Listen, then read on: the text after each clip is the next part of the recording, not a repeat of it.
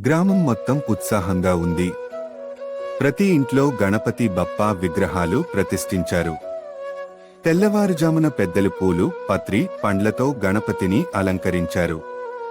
మహిళలు శ్రద్ధగా నైవేద్యం వండి మోడకాలు, ఉండ్రాళ్ళు తయారు చేశారు.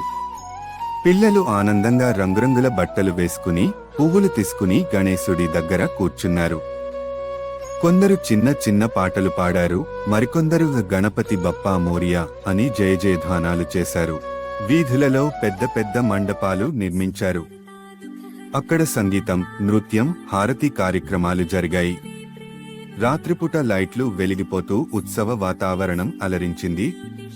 పిల్లలు పటాకులు కాల్చి స్నేహితులతో ఆటలు ఆడి సంతోషించారు. పెద్దలు పూజలు చేస్తూ భక్తి గీతాలు పాడారు. ఈ విధంగా ప్రజలు, పిల్లలు కలిసి వినాయక చవితిని ఆనందంగా, భక్తితో జరుపుకుంటారు.